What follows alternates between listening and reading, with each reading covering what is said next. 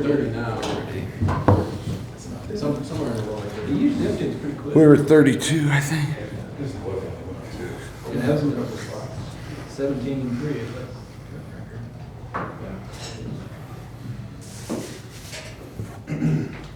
Coach, just want to open with opening thoughts on the game. Yeah, really proud of our guys' effort tonight.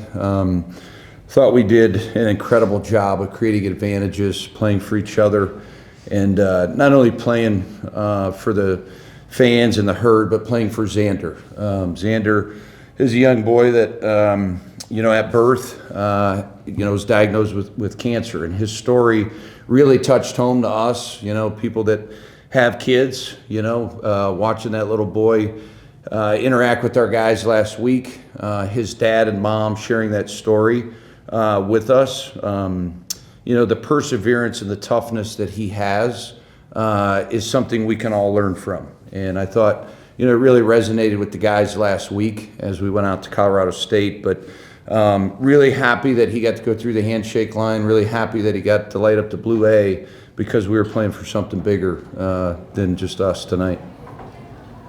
Wyoming, they're a team that I think like 96 percentile in bench scoring. I think you guys outscored them 54-13 or something like that in bench points. Just was like seeing that from the bench tonight. Yeah, Jace, I think this time of year, there's contenders or there's pretenders. There's teams that are in position to be in position, right? That's us, the famous John Rothstein line. I mean, that's the Aggies, right? We knew we've got 4 out of the next 5 games at home. We got great opportunities. Stay present, stay poised, attention to detail, all those things. And our bench guys, they the last 2 games they've played excellent. At Colorado State they gave us a huge boost. Tonight they gave us a huge boost. Tuck and Jordy are going to get in this rotation one way or another.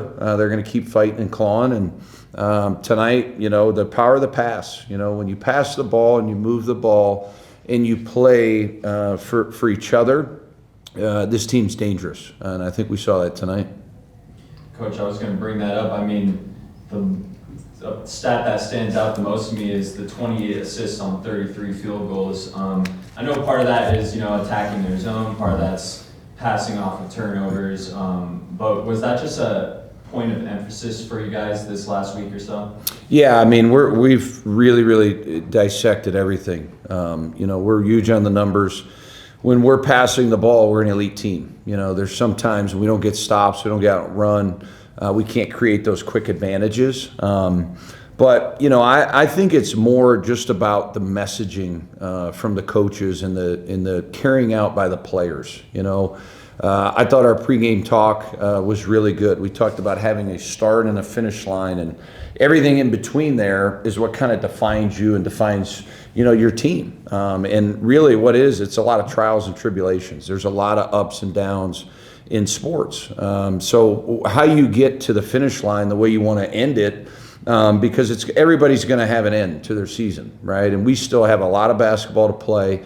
And when we're playing our style of play, it's really what attracts recruits. It's unselfish. It's 3-point shots. It's dunks. It's turnovers. It's a variety of different actions offensively. It's a disruptive defense. And, the best teams have an identity. And tonight we had a true identity, and we got to have that on Saturday. Mason Falso was kind of a big part of that early start for you guys. And a lot of the last few games, he's scored kind of most of your early, 7 or 8 points. Just what's about Mason that's his scoring in particular is coming at the beginning of the game to get you guys started? Yeah, Jace, I think veteran guys this time of year are really important, right? So guys that have been through a lot of basketball, you've got to be on top of your stuff, right? Attention to detail, what they're running on a baseline out, how we're defending pick and rolls, right? The level, all those things. It's all in the details, right? And I think as you get later in the season, older players got to step up. Stu Morrill talked to the kids on last week. February's about the players, but it's also really about your culture, right? Like, how do you finish a basketball season? How do you keep fighting when you have all these games, right? And all these practices, and kids start thinking about, hey, what am I going to do after college? And there's a lot of variables. There's people trying to get to your players And there's just a million things going on. So we are constantly trying to message with our guys and really the older guys. I met with Mace yesterday, had a great talk. He says the guys are in a great place. And as Tony said, just walking up here, it's momentum, right? Sports and mindset, it starts with momentum. Tonight, our guys were really on it. Not a lot of guys played a lot of minutes. We can do more at practice tomorrow. It helps the entire organization in the planning when you don't have to play guys 32, 35 minutes, you know? So the guys should feel pretty good about what they just did. Talking about your bench contributing, Kobe King comes up 20 points, 7 rebounds. Just when he's playing like that, it makes you so much deeper. Just what is that? Yeah, I love Colby. I thought he really helped us win the Colorado State game. I thought he was excellent tonight.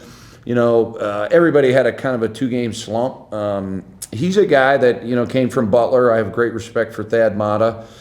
When I was growing up in Ohio, he was my hero. He was one of my heroes, right, in coaching because he just did such a wonderful job, right? So we did our background check on Colby at Butler. Everything kind of checked off. You know, we knew he could play the point. We knew he could play combo. What I didn't understand is how good a rebounder he is. You know, he has a unbelievable burst to go get defensive rebounds. But he's a guy that's never complained. He and I have had a lot of heart-to-hearts in my office. I love his mom. We have a great relationship. She cracks me up every time I see her. She says, give Colby a hard time. You know, so he's playing good. You know, last 2 games he's played well. And what we highlighted against Colorado State were his steals. It wasn't the 20 points.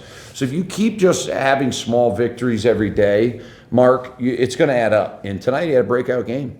Coach, congrats on the win. Super impressed with Adam's performance, just his energy, his vision, just the way he's setting guys up, 4 steals as well. What were you most impressed with from him today? And, you know, what's the focus the rest of the season, just helping him reach that next gear? Yeah, I mean, I think tonight against his own, he was the ultimate, you know, he was ultimate advantage. We would have been silly not giving him the ball in the high post at 6'9", 6'10", seeing over defenses.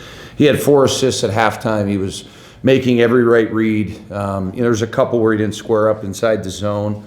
But I thought his attention to detail the last 2 days, his motor, he comes in every day and has a great spirit. You know, that's the thing about Adlin, I would say, that most freshmen don't have.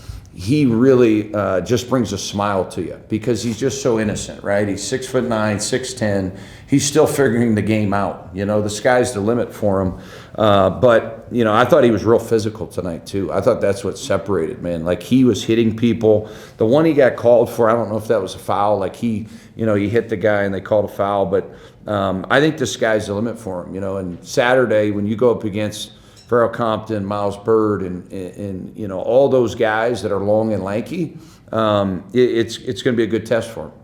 I saw you pull him aside real quick early in the first half, and like you said, he was processing the zone so well. I'm guessing that what you told him was to look to see if he could face up and attack. Yeah, that's the one where he caught it and he looked out of his left eye instead of looking down or looking at the rim.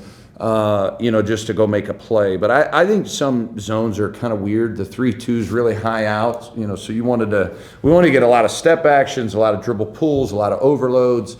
There's a million ways you can do it. And I think, you know, using him in that department was really good. Speaking of their zone defense, though, it seems like you really wanted to exploit those baseline threes and took advantage, especially Cody. Yeah, just the overload actions, right? So you ball screen, you bring guys behind the defense, so you're forcing them to bump. Mason did a great job of making the one mores. Really proud of MJ tonight. You know, MJ the whole time, all I heard was, you know, keep shooting, Colby, keep shooting. You know, he had 4 assists, no turnovers. The last 4 games weren't so good. And you know, we went through stretches that with Ian last year about making the right play, and scorers sometimes you know, fall in love with the jump shot. You know, so just teaching him when to knife against the zone, when to get one mores, when to cut. You know, there's a lot of things scorers can do without just shooting threes. And tonight I thought he played one of his better games, and his attitude for his teammates. The kid really cared. We got guys that really care about each other, and that's what won us Colorado State. We could have folded, you know. Spencer said that down there. And then when we get on a roll, everybody's playing well. It's a good thing. Thanks, guys.